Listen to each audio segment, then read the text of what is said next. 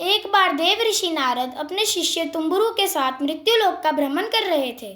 गर्मियों के दिन थे। गर्मी की वजह से वह पीपल के पेड़ की छाया में जा बैठे।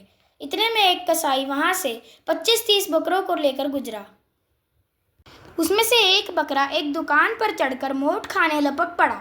उस दुकान पर नाम लिखा था शगाल चंद सेठ। दुकानदार का बकरे पर ध्यान जाते ही उसने बकरे के कान पकड़े और 2-4 घूंसे मार दिए। बकरा मैं मैं करने लगा और उसके मुंह में से सारे मोठ गिर गए। फिर कसाई को बकरा पकड़ाते हुए कहा, जब इस बकरे को तू हलाल करेगा तो इसकी मुंडी मेरे को देना, क्योंकि यह मेरे मोठ खा गया है। देव ऋषि नारद ने जरा सा ध्यान लगाकर देखा और जोर जोर से हंसने लगे। तब तुम्बुरु ने पूछा, गुरुदेव आप क्यों हंस रहे हैं? उस बकरे को जब घूंसे पड़े रहे थे तब तो आप बहुत दुखी हो गए थे, किंतु ध्यान करने के बाद आप हंस पड़े। इस हंसी का क्या रहस्य है? नारद जी ने कहा, छोड़ो भी, यह तो सब अपने अपने कर्मों का फल है, छोड़ो। नहीं गुरुदेव, कृपा करके बताएं। अच्छा सुनो, इस दुकान पर जो नाम लिखा है शगाल चंद सेठ, वह शगाल चंद सेठ स्वयं यह बकरे की योनि में जन्म लेकर आया है और यह दुकानदार शगाल चंद सेठ का ही पुत्र है।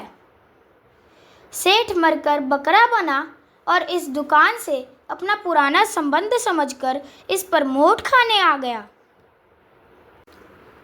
उसके पूर्व जन्म के बेटे ने उसको मारकर भगा दिया। मैंने देखा कि 30 बकरों में से कोई दुकान पर नहीं गया, फिर यह क्यों गया कमबख्त? इसलिए ध्यान करके देखा तो पता चला कि इसका दुकान से पुराना संबंध था। जिस बेटे के लिए शगाल चंद सेठ ने इतनी मेहनत की थी, इतना कमाया था, वही बेटा मोठ के 4 दाने भी नहीं खाने देता और खा भी लिए हैं तो कसाई से मुंडी मांग रहा है, अपने ही बाप की।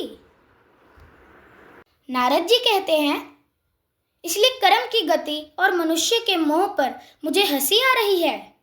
अपने अपने कर्मों के फल तो प्रत्येक प्राणी को भोगने ही पड़ते हैं और इस जन्म के रिश्ते नाते मृत्यु के साथ ही मिट जाते हैं। कोई काम नहीं आता, काम आता है तो वह है केवल भगवान का नाम।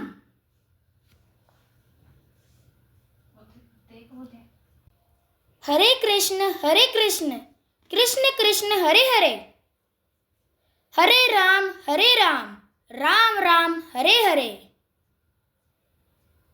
अपने पापों और पुण्यों का हिसाब मनुष्य को स्वयं ही भोगना है।